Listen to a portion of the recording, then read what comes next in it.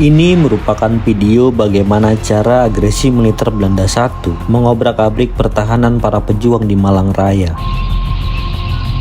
Mulanya adalah fakta bahwa sejak 23 hingga 29 Juli 1947, pasukan pelopor dari Divisi A Brigade Kenil yang bergerak dari Surabaya terjebak di Lawang, Kabupaten Malang.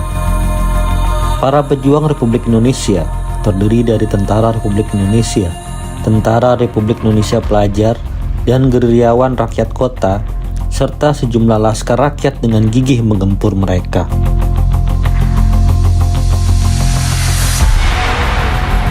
Pasukan pelopor Belanda ini sempat menerjang pertahanan pasukan Indonesia di Singosari, namun berhasil dipukul mundur kembali ke Lawang.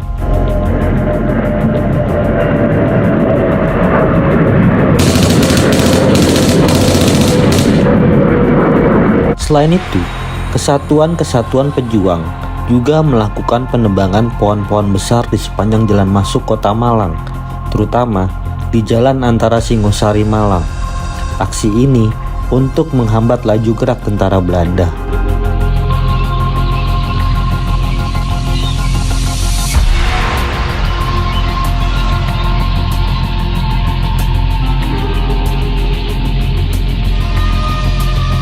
Situasi berubah setelah pasukan inti Divisi A Brigade Kenil dan Kesatuan Marinir Belanda tiba di Lawang.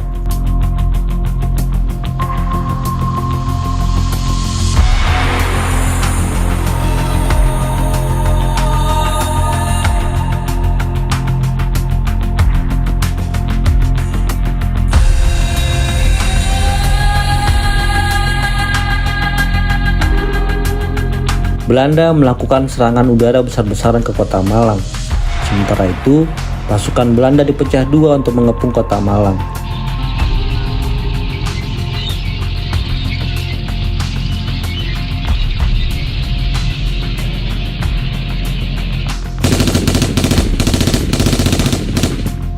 Pasukan pertama berhasil menguasai lapangan terbang Singosari, kemudian menduduki Blimbing.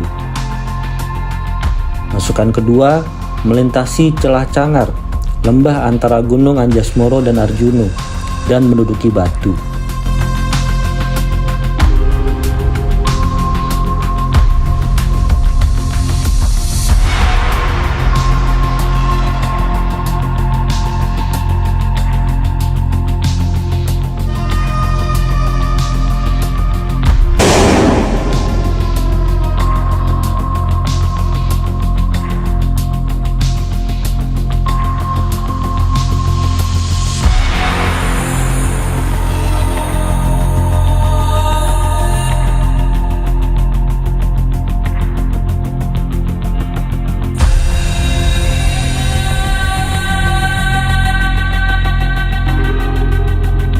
Tak punya pilihan, maka pada pukul 3 dini hari, taktik bumi hangus resmi dilaksanakan.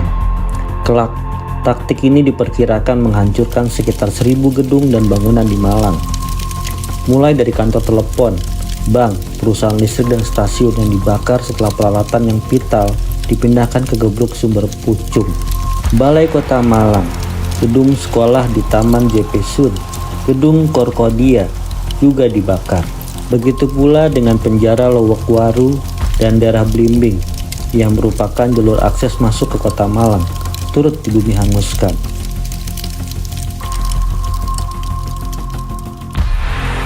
Ketika seisi kota Malang masih terlelap pukul 2 pagi,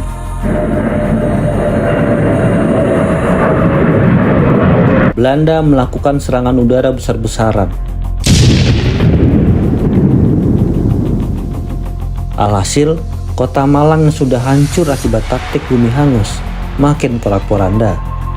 Dalam situasi yang kacau balau akibat serangan mendadak itu, ketika rakyat Malang masih mendata dan mengobati orang-orang yang selamat, pasukan marinir Belanda menyerang dari utara.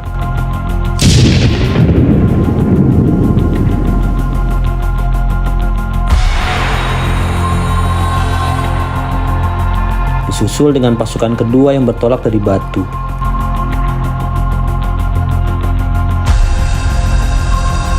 Maka terjadilah pertempuran tidak seimbang antara tentara Belanda dan pejuang Indonesia.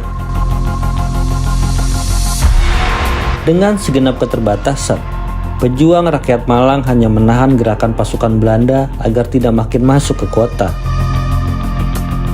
Sementara yang lain meneruskan taktik bumi hangus dan kemudian menyingkir ke pedalaman untuk selanjutnya menerapkan perang gerilya.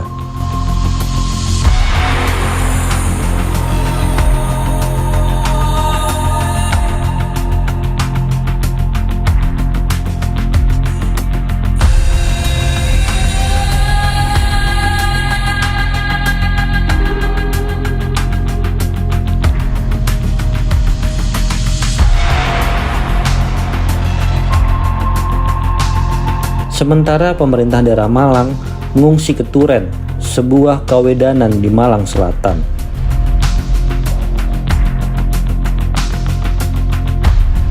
Taktik Malang bumi hangus juga diwarnai dengan kerusuhan sosial.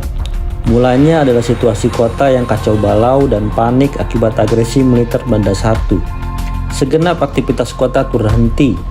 Malang menjadi kota mati. Jalan-jalan yang biasanya ramai menjadi sepi.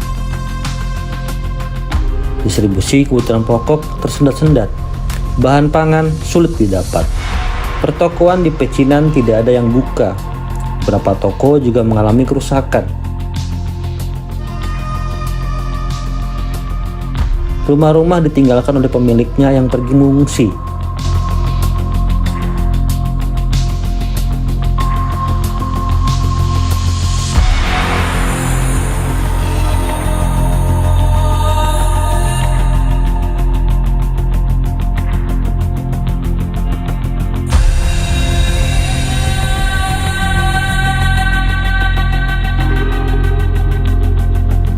Ketika militer Belanda meminta pemerintah daerah Malang kembali bekerja untuk mengatur tata kehidupan masyarakat sipil di Malang, yang pertama dilakukan adalah mendorong agar toko-toko yang sebelumnya tutup selama proses bumi hangus segera buka kembali, agar perekonomian kembali berjalan.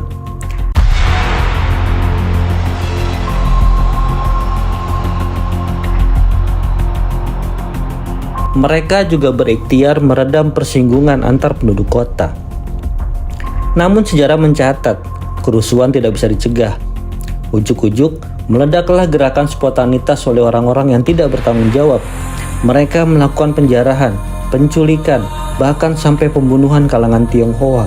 Aksi ini dipicu oleh isu etnis Tionghoa di Malang yang menjadi mata-mata Belanda.